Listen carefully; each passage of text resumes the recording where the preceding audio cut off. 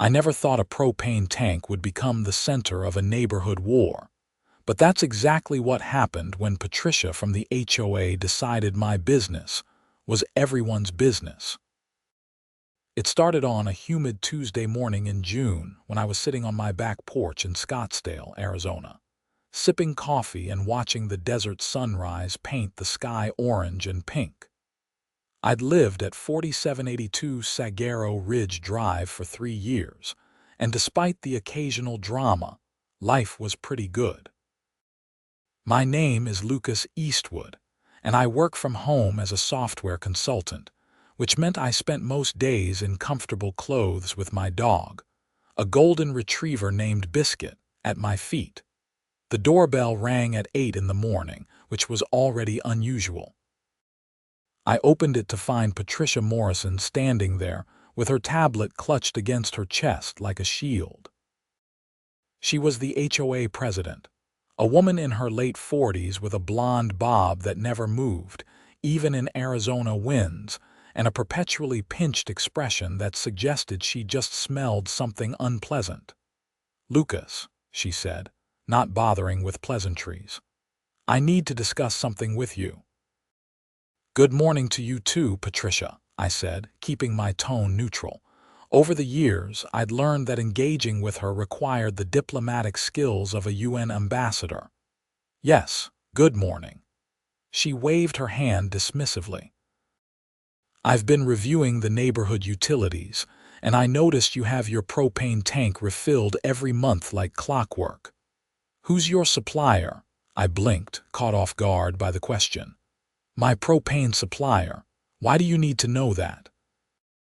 "Because," she said, drawing out the word as if explaining something to a child, "4 other homeowners on this street use propane, and we're all paying absolutely ridiculous rates. Desert Gas Company charges us an arm and a leg every single time.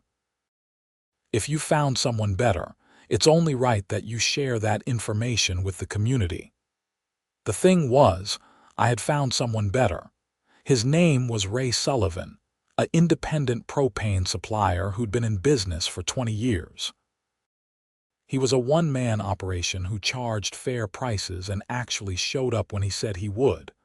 I'd found him through a friend 2 years ago, and he'd been my guy ever since. "I use an independent supplier," I said carefully. "Guy named Ray Sullivan." Patricia's eyes lit up like I just told her about a clearance sale at Nordstrom. An independent supplier? I didn't even know those existed. What does he charge? "Patricia, I'm not really comfortable sharing my supplier's information without talking to him first. He's a small operation, and I don't know if he's looking to take on more clients." Her expression hardened instantly. "Lucas, we have HOA guidelines about community cooperation. Section 12, subsection 4 clearly states that homeowners should share resources that benefit the neighborhood as a whole. That's about the community pool and shared amenities," I pointed out. "Not my private business arrangements. Resources are resources."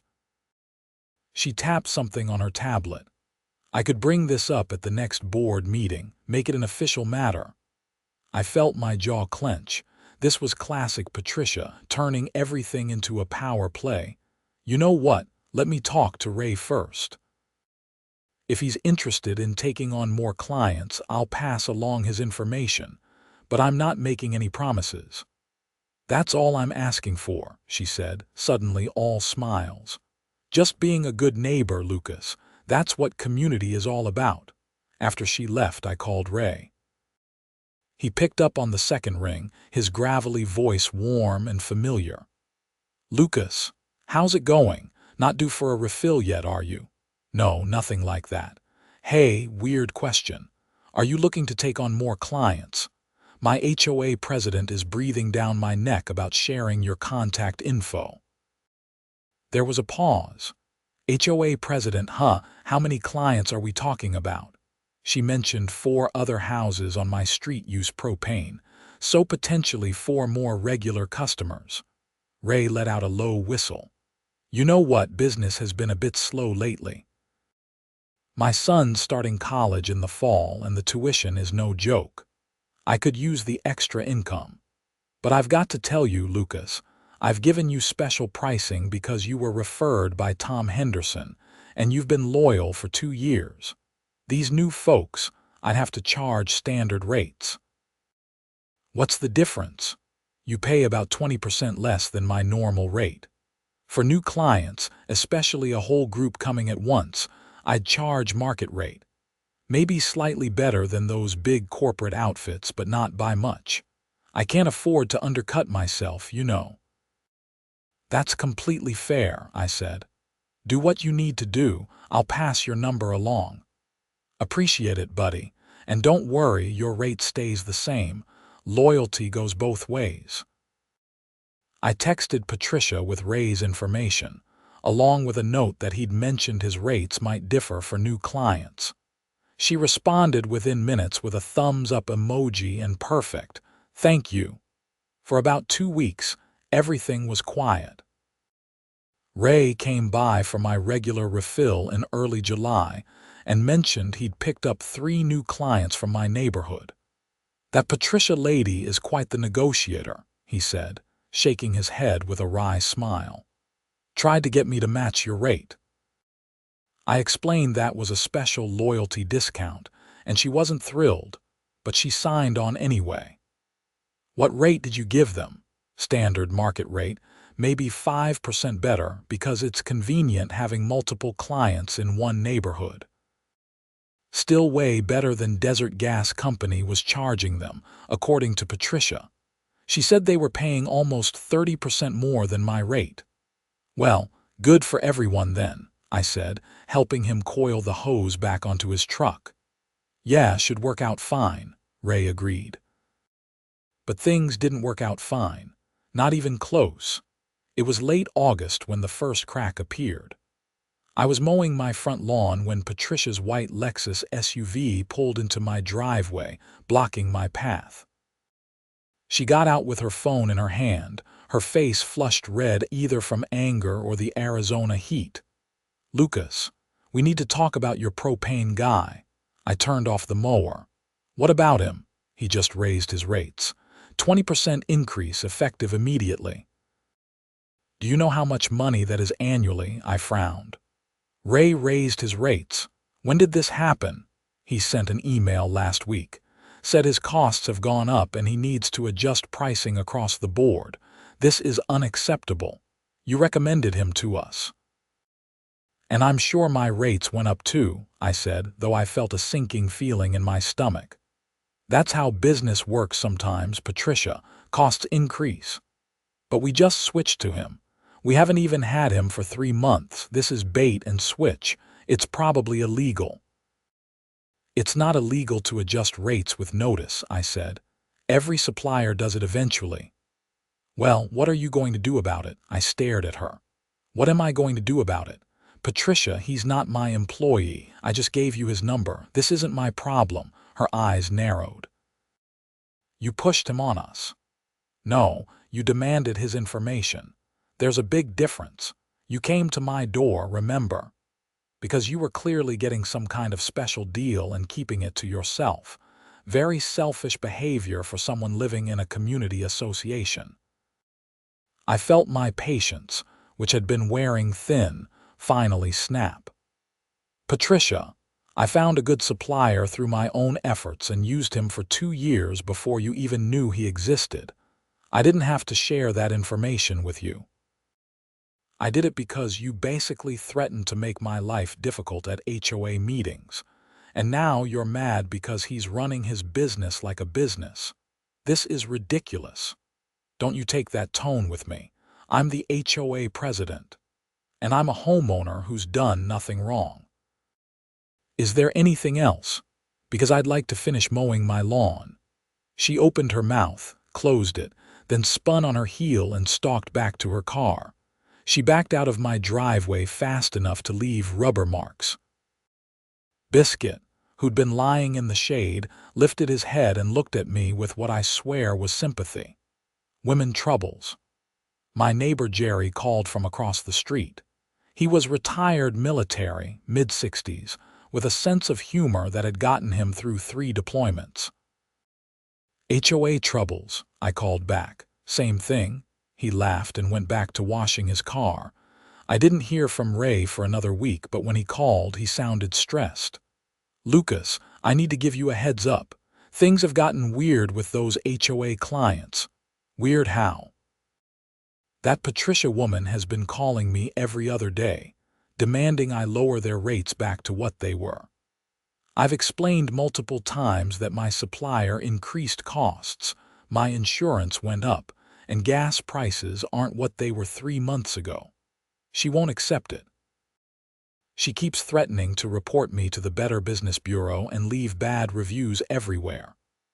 I'm sorry, man. That's not cool. It gets worse. She's been telling people I gave you some kind of insider deal and that I'm ripping everyone else off. I've had 2 potential clients call and cancel because they heard from someone in your neighborhood that I'm not trustworthy. My stomach dropped. Ray, I had no idea she was doing that. That's defamation. Yeah, well, I can't afford a lawyer to do anything about it. I'm just one guy trying to make a living. But here's the thing, Lucas. My costs really have gone up across the board, which means I need to raise your rate too. I've been putting it off because I felt bad, but I can't keep giving you the old rate when everything else has increased. I'm talking a 15% increase. That's fine, I said immediately. Charge me what you need to charge. I'm not going to hassle you about running your business. You're a good guy, Lucas. I wish all my clients were like you. What are the HOA people doing? Did they accept the new rates? 2 of them switched back to Desert Gas Company. Patricia and one other house are staying with me, but she complains every single time I show up. Makes comments about how I'm gouging them, how I'm unprofessional, all while I'm filling her tank. Have you thought about just dropping her as a client? Ray sighed. I have, honestly, but I need the money. My son's first tuition payment is due in 2 weeks, and every client matters right now. I'm just trying to keep my head down and get through it. We talked for a few more minutes before hanging up. I felt guilty, even though logically I knew I hadn't done anything wrong. Patricia had demanded the information, Ray had taken on clients of his own free will, and market conditions had changed. That was business. But I still felt like somehow I'd started a chain reaction that was making everyone miserable. September brought cooler temperatures and hotter tensions. I was working in my home office when my doorbell rang insistently, 3 long rings that made Biscuit bark. I opened the door to find not just Patricia, but 2 other people I vaguely recognized from neighborhood events. One was Margaret Chen, who lived 6 houses down, and the other was Robert Fitzgerald, who lived around the corner. We need to have a serious discussion, Patricia announced, pushing past me into my house without invitation. Please come right in, I muttered sarcastically, but they were already in my living room. Margaret looked uncomfortable, like she didn't really want to be there. Robert, on the other hand, had his arms crossed and wore an expression that matched Patricia's. What's this about? I asked, leaving the front door open pointedly. Your propane supplier is a crook, Robert said bluntly. He's raised rates twice now in 4 months. Twice. That's a 35% increase from his original quote. Okay, first of all, he's not my propane supplier. He's a business owner who services multiple clients. Second, I'm paying the increased rates too. Third, what exactly do you want me to do about it? You clearly have some kind of arrangement with him, Patricia said. He's your friend or relative or something. You need to tell him to honor the original rates he quoted us. He's not my friend or relative. He's a guy I hired to fill my propane tank. That's it. And he can't honor rates that are no longer profitable for him. Do you understand how business works? Don't condescend to us, Robert snapped. We're not idiots. But when someone quotes a price and then jacks it up repeatedly, that's called fraud. No, It's called adjusting to market conditions with proper notice, which he's given you every time. You know who else raises their rates? Desert Gas Company. Every single supplier does it. But we left Desert Gas to save money. Margaret finally spoke up, her voice quieter than the others. And now we're paying almost the same as we were before, except we went through all the hassle of switching. I felt a little sympathy for her. She seemed like she'd been dragged into this against her better judgment. Look, I understand that's frustrating. But that's not Ray's fault, and it's definitely not mine. Propane costs have gone up nationally. You can look that up. It's affecting everyone. Then you need to find us a different supplier, Patricia declared. Since this is your mess, my mess, I couldn't help it, I laughed. It wasn't a nice laugh. Patricia, you showed up at my door demanding information. I tried to politely decline. You threatened to make it an HOA issue. I gave you the information only after checking with Ray that he wanted more clients. Every single step of this was driven by you. And now you want me to fix your buyer's remorse. How dare you speak to me that way? How dare you barge into my home and make demands? Get out, all of you. We're not finished discussing this, Robert said. Yes, we are. This is my private residence and I'm asking you to leave. Now. Margaret headed for the door immediately. Robert took longer, trying to stare me down, but eventually followed. Patricia was last, and she paused in the doorway. This isn't over, Lucas. The HOA board is meeting next week and your behavior is going to be on the agenda. Great. Let me know when so I can attend and defend myself, because that's my right as a homeowner. She left, and I closed the door harder than necessary. Biscuit nuzzled my hand and I scratched behind his ears, trying to calm down. I immediately sent an email to the HOA board requesting the date and time of the next meeting, citing my right to attend under the CC and Article S. I also started documenting everything. The date Patricia first approached me, my conversation with Ray, the text messages, everything. If they were going to make this official, I was going to be prepared. The HOA meeting was scheduled for the following Tuesday at 7 in the evening at the community center. I showed up 15 minutes early with a folder full of printed documentation and a notepad. There were about 30 people in the room, way more than the usual 5 or 6 who attended these things. Patricia had clearly drummed up an audience. The board consisted of Patricia as president, a vice president named Donald Harper, secretary Susan Alvarez, treasurer Mike Thompson, and member-at-large Karen Winters. Yes, Karen. I'd almost laughed when I first learned her name because it felt too on the nose, but she'd actually been the most reasonable board member historically. She was in her early 50s, a nurse who worked night shifts and didn't have time for nonsense. Patricia called the meeting to order and went through the standard agenda items: approval of last meeting's minutes, treasurer's report, landscaping updates. Finally, she got to the part I was waiting for. Item 7. Discussion of homeowner responsibilities regarding shared community resources and the issue of supplier recommendations. It was worded vaguely enough that someone who hadn't been following the drama might not know it was about me. Patricia cleared her throat. As many of you know, a situation has developed regarding propane supply services. One of our homeowners recommended a supplier to several neighbors. That supplier has since dramatically increased rates, causing financial hardship for multiple families. The question before the board is whether homeowners have a responsibility to properly vet resources before recommending them to others, and what recourse the affected parties might have. I raised my hand. I'd like to speak to this issue since I'm clearly the homeowner in question. You'll have your turn, Patricia said dismissively. Karen Winters frowned. Actually, Patricia, if this is about Lucas, he should be allowed to present his side immediately. That's only fair.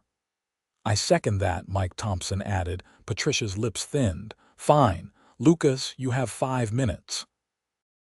I stood up and walked to the front of the room. Thanks. I want to make sure everyone understands what actually happened here, because the way it was just presented is misleading. I went through the timeline step by step, Patricia approaching me unsolicited. Her insistence on getting Ray's information, despite my initial hesitation. My conversation with Ray about his rates. The clear communication that new clients would pay standard rates, not my loyalty discount. The subsequent rate increases that affected everyone, including me, due to legitimate market factors. I've paid every rate increase Ray has implemented. I'm not getting special treatment. I'm not his friend or his partner. I'm just a customer who happened to know about his services. Patricia demanded that information, and I shared it after clearing it with Ray. That's the extent of my involvement. But you benefited from lower rates, Robert called out from the audience. I benefited from being a loyal customer for 2 years before any of you knew he existed. That's called a loyalty discount, and it's completely standard business practice. Hotels do it. Insurance companies do it. Every service industry offers better rates to long-term customers. And for the record, Ray raised my rates too. I'm now paying 15% more than I was in June. But we're paying 35% more, Margaret said, because you're newer clients and because the market has changed. Look, I sympathize that this isn't what you hoped for when you switched suppliers, but market conditions change. Propane costs are up nationally. You can verify that with 10 seconds of internet searching. Ray isn't doing anything wrong, and neither am I. Susan Alvarez, the secretary, raised her hand. I actually did look up national propane costs before this meeting. Lucas is right. There's been a significant increase over the summer months. Multiple industry publications have covered it. Patricia shot her a look that could have melted steel. That's not the point. The point is that Lucas has a responsibility to this community. What responsibility exactly? I asked. Please show me in the CC and Articus, where it says I have to share my private business contacts.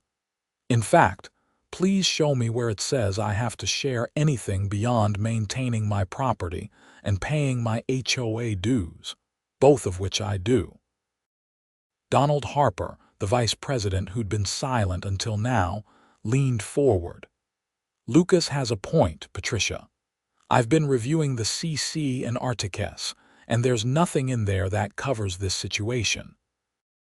The section you cited about community resources is about shared amenities like the pool, clubhouse, and landscaping. It doesn't extend to private contractor relationships.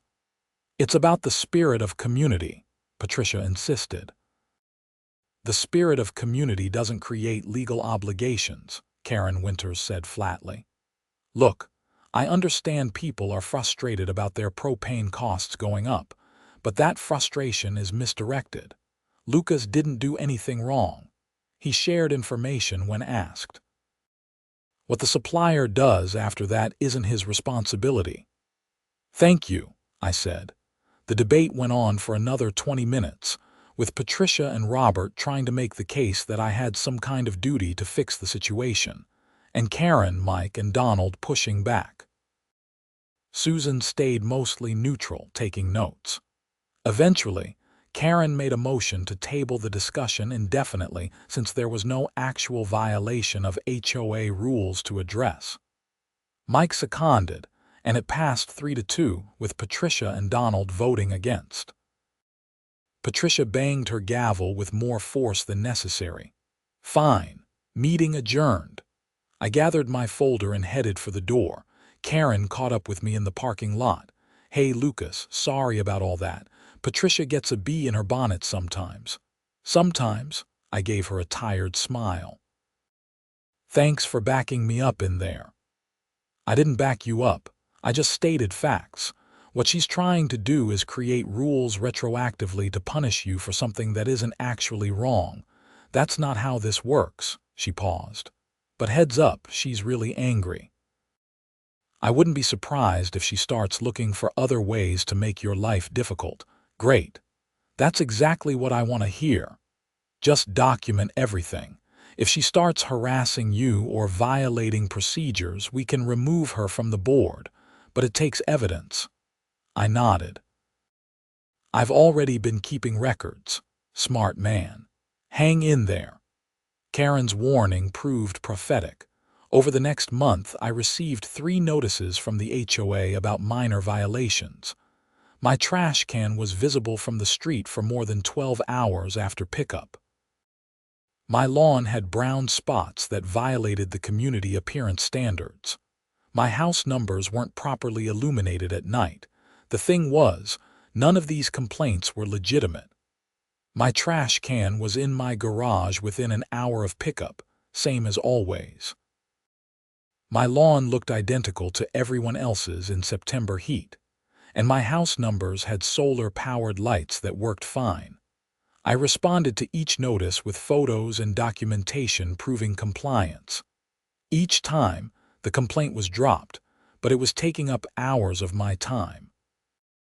It was harassment, plain and simple. Ray, meanwhile, was dealing with his own problems. Patricia had made good on her threat to leave negative reviews. He'd been hit with 1-star ratings on Google, Yelp, and Facebook, all from accounts belonging to Patricia and Robert. The reviews accused him of bait and switch tactics, price gouging, and dishonest business practices. "I've tried to respond professionally," Ray told me when he came by for my October refill, "but it's affecting my business. I've had 3 potential new clients mention the reviews and go with someone else." "Have you talked to a lawyer?" "Can't afford one." "I talked to legal aid, and they said I could potentially sue for defamation, but it would cost more than I'd win. They suggested I just respond to the reviews and try to get them removed by the platforms." "Have the platforms responded?" "Google said the reviews don't violate their terms of service. Yelp is investigating. Facebook hasn't responded at all." I felt awful. "Ray, I'm really sorry this has blown up like this. Not your fault, man. You didn't write those reviews, that's all on them." He finished filling my tank and coiled his hose. "I did drop Patricia as a client, though." "Really?" "Yeah. Last week she complained the whole time I was there, then tried to short pay me. Said she was deducting money for substandard service. I told her that wasn't how it worked, and she said if I didn't like it, I could leave and never come back. So I did. Took her money and told her to find another supplier. Good for you." It felt good in the moment, but I've been doing the math, and losing that monthly service is going to hurt. Her tank is big and she uses a lot of propane. He shook his head. "But my mental health is worth more than her money. The woman is poison." After Ray left, I sat on my back porch and thought about the whole mess. In a sane world, this would be over. Ray had dropped his most difficult client. The HOA had tabled the discussion. Everyone could move on with their lives. But I had a sinking feeling that Patricia wasn't done. I was right. It was mid-November when things escalated to a truly absurd level. I came home from a grocery run to find a notice taped to my front door. It was from the HOA, but it wasn't one of Patricia's usual nitpicky violation notices. This was an official letter from the board announcing a special assessment. The letter stated that the HOA was implementing a new community propane program. They'd negotiated a bulk rate with Desert Gas Company to service all homes in the neighborhood that used propane. The cost would be built into HOA dues, with each propane using household paying an additional $50 per month. Participation was mandatory for all homeowners with propane systems. I read it 3 times, certain I was missing something. They couldn't mandate what supplier I used. That was insane. I immediately called Karen Winters. "Please tell me this propane program thing is a joke," I said when she answered. "I wish I could. Patricia called an emergency board meeting 3 days ago. She had Donald and a quorum present. I was at work and couldn't attend. They voted it through 3-2, with me and Mike absent. How is this legal? I don't think it is, honestly. But Patricia brought in some HOA lawyer who said that mandatory service programs fall under community improvement initiatives, which the board has authority to implement. I've already contacted my own lawyer to get a second opinion." "What did your lawyer say?" "That it's murky. HOAs do have broad authority to implement community programs, but mandating a specific private vendor for individual homes is questionable. The problem is that challenging it means taking the HOA to court, which is expensive and time-consuming. So Patricia is banking on people not wanting to fight it." "Exactly. I spent the evening researching HOA law in Arizona. Karen was right that it was murky. HOAs had significant power, but that power wasn't unlimited. Mandatory service programs were allowed for genuinely shared resources, like community landscaping or pool maintenance. But forcing homeowners to use a specific supplier for services to their individual private property, that seemed like overreach. The next morning, I contacted a lawyer myself. Her name was Jennifer Raid, and she specialized in HOA disputes. After I explained the situation, she was quiet for a moment. "Okay, this is aggressive even by HOA standards, and I've seen some aggressive HOAs. The problem is that fighting this could cost you $5,000 to $10,000 in legal fees, even if you win. What if other homeowners joined? Could we do a class action or something? Possibly. How many homeowners use propane in your neighborhood? At least 6, maybe more. If you could get several of them to join together and split legal costs, that would make it more feasible. But Lucas, I have to be honest. Even if you win in court, you still have to live with this HOA board. Patricia sounds like the vindictive type. She could make your life miserable in ways that are technically legal but incredibly annoying. She's already doing that. Then it could get worse. I'm not trying to discourage you. I'm just making sure you understand what you're getting into." I thanked her and hung up, feeling defeated. This was exactly what Patricia wanted. To make fighting back so expensive and exhausting that it was easier to just comply. I decided to try a different approach. I drafted a detailed letter to the entire HOA board, citing specific Arizona statutes about HOA authority and limitations. I argued that mandating a specific vendor for private property services exceeded their authority, and that the program should be voluntary, not mandatory. I sent it certified mail to each board member and posted a copy on the community Facebook page. The response was mixed. Several homeowners commented in support, including Jerry from across the street and Margaret Chen, who admitted she felt the mandatory program was too heavy-handed. But others supported Patricia, saying it was about bulk pricing power and community unity. Robert Fitzgerald commented, "If Lucas had properly vetted his supplier in the first place, none of this would be necessary. This is about protecting homeowners from bad contractors." I didn't respond. Anything I said would just turn into an online argument that wouldn't change anyone's mind. The mandatory program was set to start January 1st. That gave me 6 weeks to figure out what to do. I talked to Ray about it, and he was philosophical. "Looks like I'll be losing all my clients in your neighborhood," he said. "It sucks, but what can you do? I appreciate the business while I had it." "This isn't right, Ray." "No, it's not. But fighting City Hall, or in this case HOA Hall, is a losing game for guys like me. I don't have the resources to go up against them. I'll just move on and find other clients." December arrived, and with it, more problems. Patricia submitted a formal complaint to the Arizona Registrar of Contractors about Ray, claiming he wasn't properly licensed. Ray was licensed, and the complaint was dismissed, but it took time and stress to deal with. Then she tried to report him to the fire marshal for unsafe propane handling practices, which was also baseless and also had to be investigated and cleared. "She's trying to destroy my business," Ray told me when he called after the fire marshal inspection. The inspector told me someone made multiple anonymous complaints, but he could tell it was all nonsense. "My equipment is up to code, my procedures are solid, but every time I have to deal with one of these complaints, it costs me time and money. Ray, you should sue her for harassment." "With what money, Lucas? I'm barely keeping my head above water as it is. My son had some unexpected expenses at college, my truck needed a new transmission last month, and now I'm losing a bunch of clients in January. I can't afford a lawyer." I felt helpless and furious.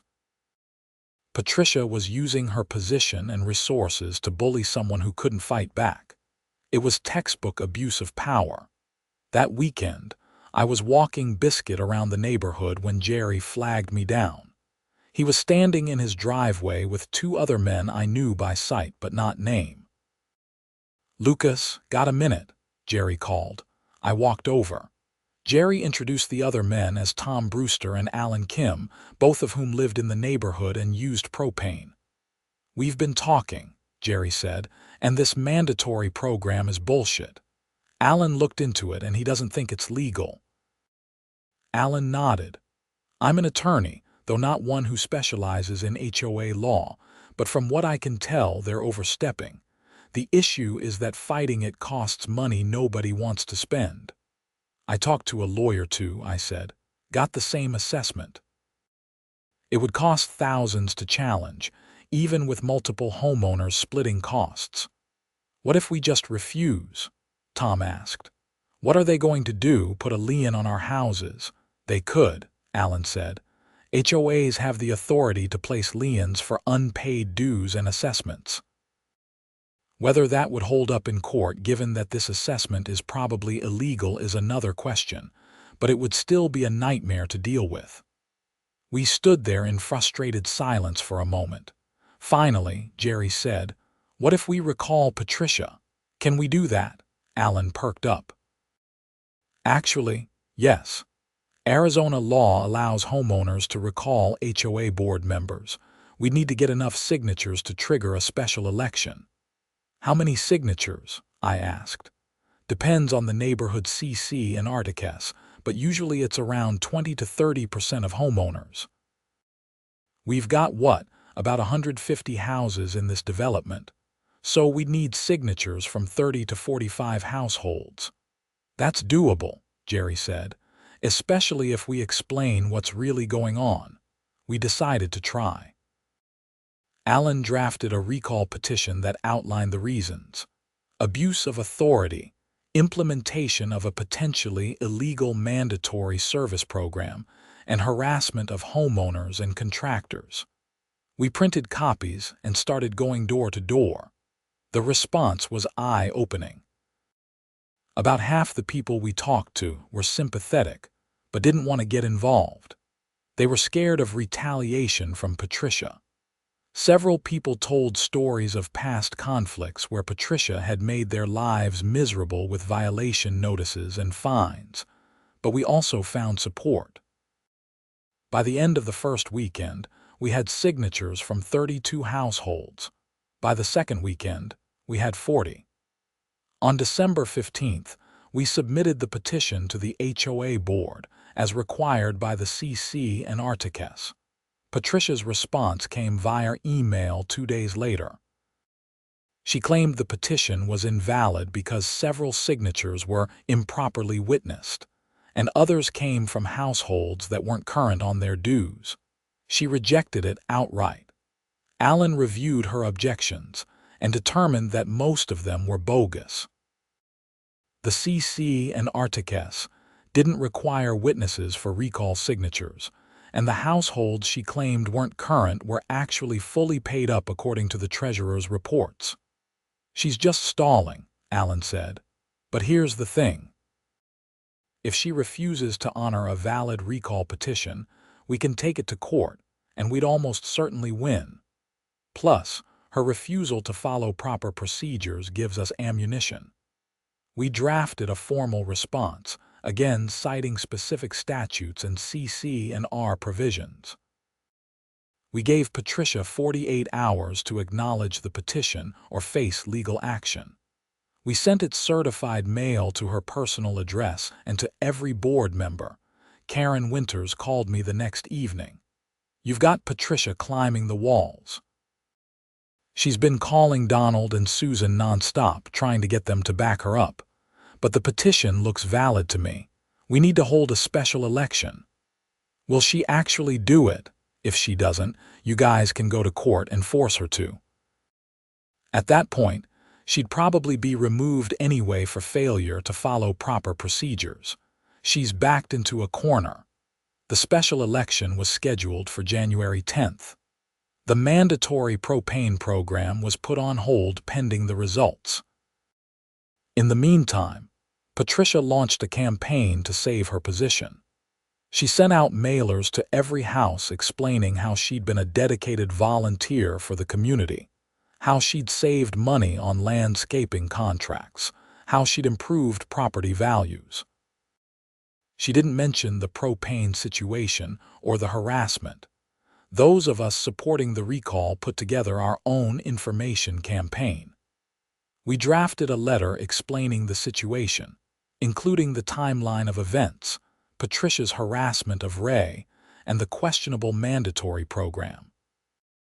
We posted detailed information on the community Facebook page with documentation. It got ugly fast. Patricia's supporters accused us of conducting a witch hunt. We were called troublemakers, malcontents, people who didn't understand how HOAs worked. One woman posted that we were destroying community unity for a selfish agenda.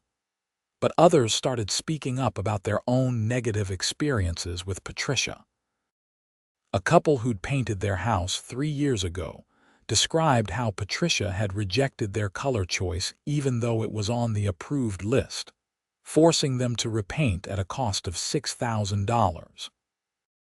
A man described getting violation notices for his teenage son's car being parked on the street overnight when it had been in the garage. Multiple people shared stories of petty complaints and harassment. The picture that emerged was of someone who turned the HOA presidency into a personal fiefdom, wielding power arbitrarily and vindictively. On January 10th, I arrived at the community center at 6:30 for the 7 o'clock election. The parking lot was already half full. Inside, tables were set up with ballot boxes and volunteer monitors. The recall required a simple majority of votes cast to pass. Patricia was there, dressed in a navy blue suit like she was running for Senate. She was working the room, shaking hands, making small talk. When she saw me, her expression could have curdled milk, but she didn't approach. The election ran from 7 to 9. Turnout was heavy, way more than any normal HOA election. By 7:30, there was a line out the door. People clearly cared about this. At 9, the polls closed and the vote counting began. Alan, Jerry, Tom, and I sat in the back of the room with Karen Winters, who'd recused herself from the counting process due to her known opposition to Patricia's actions. The count took 45 minutes. When the results were announced, I felt a surge of relief so strong it was almost physical. The recall had passed 73 to 42. Patricia was out. She didn't take it well. She stood up, looked around the room with an expression of pure fury and said, "This community is going to regret this. You have no idea how much work I've done, how much I've sacrificed, and this is the thanks I get. You'll see how things fall apart without me." Then she grabbed her purse and walked out, leaving her supporters sitting in stunned silence. The board was required to hold a new election within 30 days to fill her position. Karen agreed to serve as interim president. Her first act was to formally suspend the mandatory propane program pending a full legal review. "I'm not saying it's definitely illegal," she said at the emergency board meeting 3 days later. "But Alan has raised legitimate questions, and we need answers before we implement something this invasive." The legal review, conducted by an independent HOA attorney, came back 2 weeks later. The mandatory program, as designed, was not enforceable.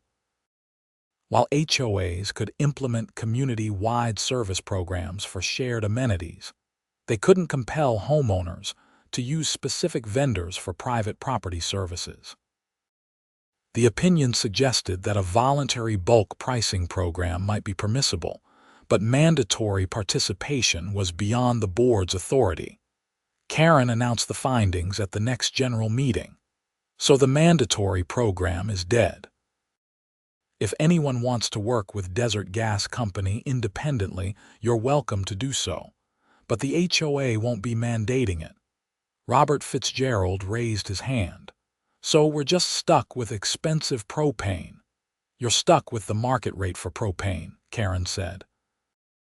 "Which is what everyone pays everywhere. The HOA can't change that." I expected that to be the end of it. Patricia was gone, the mandatory program was canceled, and life could go back to normal. But Patricia had one more move to make. In early February, Ray called me sounding shaken. "Lucas, I just got served with a lawsuit." My stomach dropped. "From who?" "Patricia Morrison and Robert Fitzgerald. They're suing me for fraud, breach of contract, and intentional infliction of emotional distress. They're asking for $25,000 in damages." "On what grounds?" "The complaint says I lured them in with artificially low rates as part of a bait-and-switch scheme, that I conspired with you to defraud homeowners, and that my business practices caused them financial and emotional harm." I felt my hands start to shake with anger. "Ray, this is retaliation. Pure and simple. She's doing this because she lost the recall." "I know that. You know that. But I still have to respond to the lawsuit, which means I need a lawyer, which means money I don't have. What if we countersue for harassment and defamation?" "She's been filing false complaints against you for months." "Again, with what money?" "Lucas, I appreciate the thought, but I'm at my breaking point here. I can't afford to fight this. I'm thinking about just shutting down my business and finding a regular job somewhere." "Don't do that. Let me figure something out." I contacted Jennifer Reid, the HOA lawyer I'd consulted before. After I explained the situation, she was quiet for a long moment. "Okay, this is egregious. If Ray is willing to take this on, I'll represent him pro bono." "Really? I hate bullies. And I especially hate people who abuse the legal system to bully others. This lawsuit is frivolous, and I'm going to make sure it gets dismissed. Then we're going to countersue for malicious prosecution, harassment, and defamation.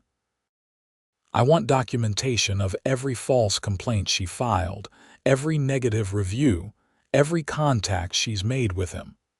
I'll get you everything." Over the next 2 weeks, we compiled a comprehensive file.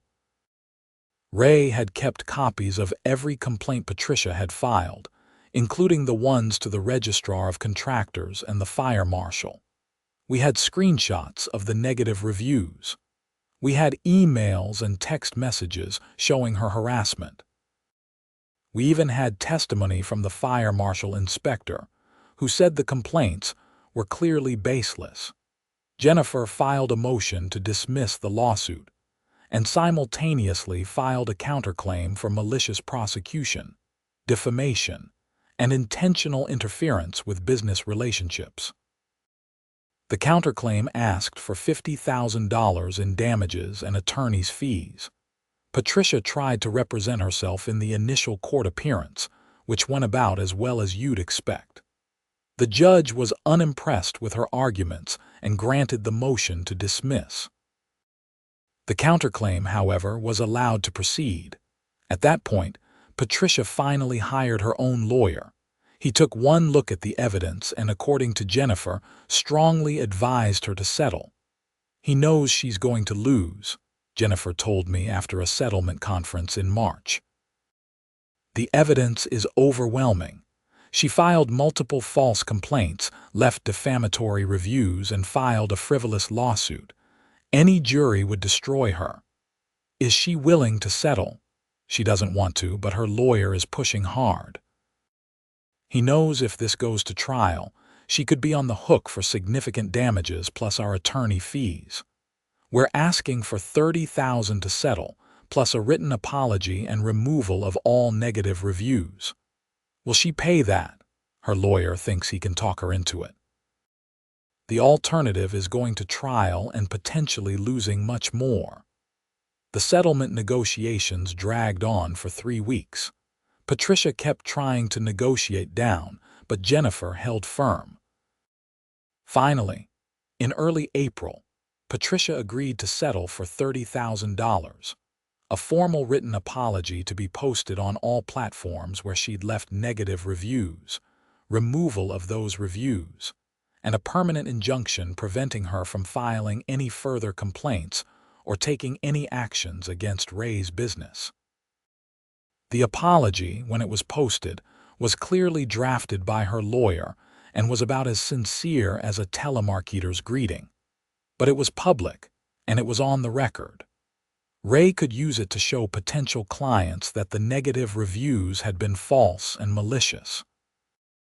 "I still can't believe this is real," Ray said when we met up at a coffee shop after the settlement was finalized. $30,000. That's going to cover my son's tuition for the year and then some." "You earned it," I said. "She put you through hell. She put us both through hell." "How are things in the neighborhood?" Quiet finally. "Karen is doing a great job as president. She's focused on actual community issues, not power trips. We're getting the community pool renovated. She negotiated a better landscaping contract that actually saves money, and she doesn't harass people about nonsense." "What happened to Patricia? Is she still living there?" "Yeah, but she keeps to herself now. I think the lawsuit embarrassed her. Plus, people know the whole story. She doesn't have the social capital she used to. And Robert, he wasn't part of the settlement since he dropped out of the lawsuit early on, but he's been quiet too. I think he realized he hitched his wagon to the wrong horse." Ray took a sip of his coffee. "You know what the funny thing is? If she just let it go after the rate increases, everyone would have moved on. It was annoying, but not lawsuit-worthy. She turned a minor inconvenience into a major disaster because she couldn't handle not being in control. That's Patricia in a nutshell." We talked for another hour, catching up and enjoying the fact that the nightmare was finally over. When I got home, Biscuit greeted me at the door with his usual enthusiasm. I scratched behind his ears and looked around my house, feeling grateful. Living under an HOA would always have its frustrations. There would always be rules and regulations, some reasonable and some silly. But when the people in charge understood that they were there to serve the community, not rule it, things worked. Karen got that. Patricia never did. I thought about the whole saga, from that first morning when Patricia showed up demanding my Propane Supplier's information to the settlement conference, where she finally had to face consequences for her actions. If there was a lesson in all of it, it was that abuse of power only works if people let it. When enough people stand up and push back, even entrenched bullies can be defeated. It had taken months of stress, documentation, legal fees, and community organizing. But in the end, justice had prevailed. The mandatory propane program was dead. Patricia was no longer in power, and Ray's business was not only intact but stronger than before. The settlement money helped, but the public vindication was probably worth more. He could point to the lawsuit and the outcome as proof that he'd been wronged, and that the accusations against him were false. As for me, I kept using Ray for my propane service. My rates were the same as everyone else's now, since enough time had passed that my loyalty discount had been phased out through the various market adjustments. But that was fine. I wasn't paying more than I should, and I was supporting a guy who'd handled an impossible situation with grace and professionalism. The summer brought a new election for HOA president. Karen had been interim president since January, and she was running for a full term. She won easily, with over 60% of the vote. Her nearest competitor was Susan Alvarez, the former secretary, who ran on a platform of fiscal responsibility and stricter rule enforcement. Even with that, she only got 30%. Patricia didn't run. In fact, she didn't even attend the election. I heard through the neighborhood grapevine that she'd put her house on the market in June. By August, she was gone, moved to somewhere in California, according to Jerry. No one was sorry to see her leave. Robert Fitzgerald stayed, but he'd become a pariah. After the recall and the lawsuit, people understood what he'd been part of. He kept his head down and stayed out of community business. Margaret Chen, who'd been caught up in the whole mess originally but hadn't participated in the lawsuit, actually became friends with Ray. She ended up referring him to several of her friends in other neighborhoods, which helped his business recover from the lost clients in our development. She told me once that she felt guilty about the whole thing and wanted to make amends. "I should have spoken up earlier," she said when we ran into each other at the grocery store.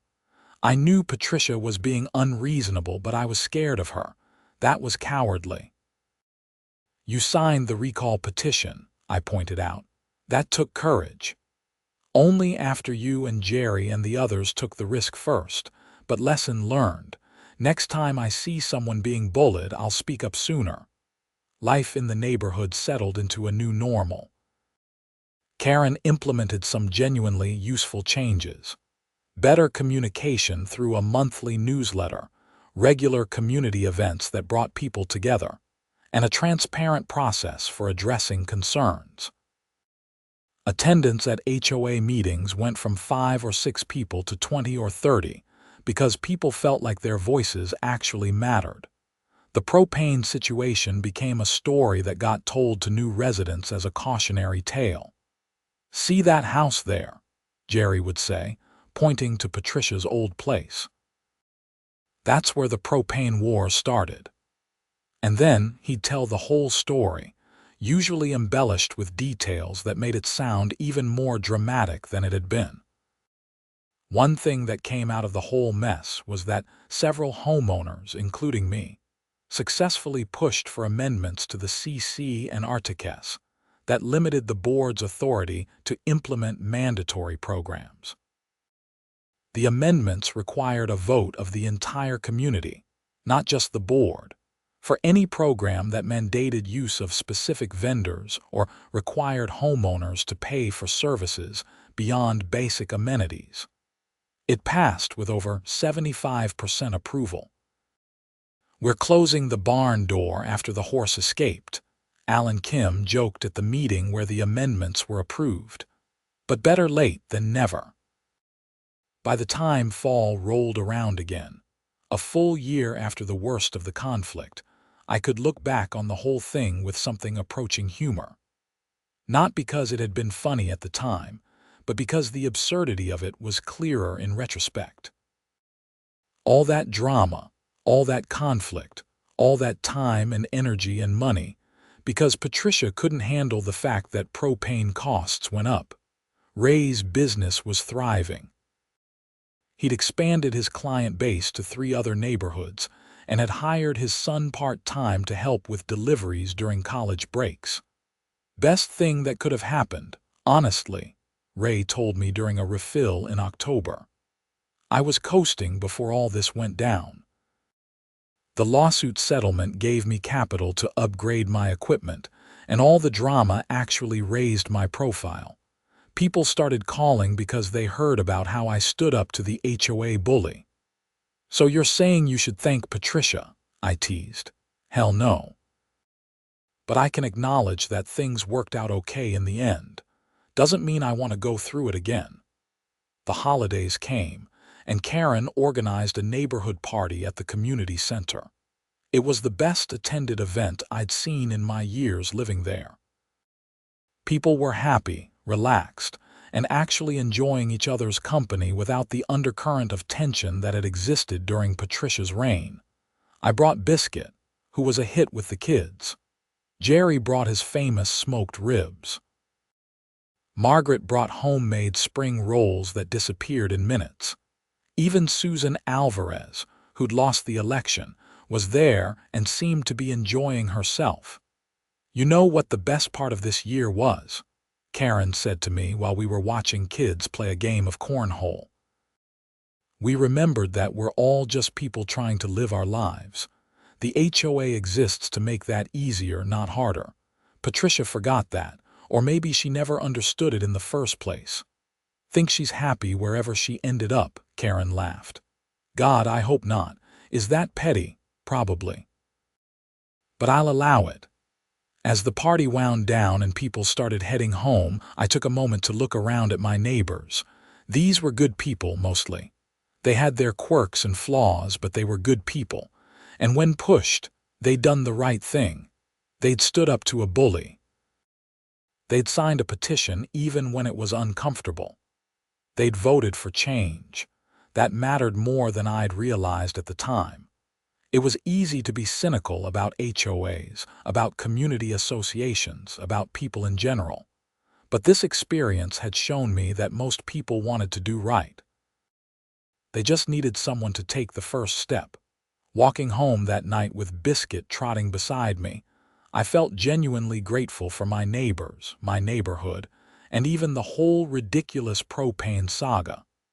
It had been stressful and frustrating and expensive. But it had also brought out the best in people like Jerry, Alan, Margaret, Karen, and Ray. It had shown that standing up to bullies works. It had proven that communities could course correct when they went off track.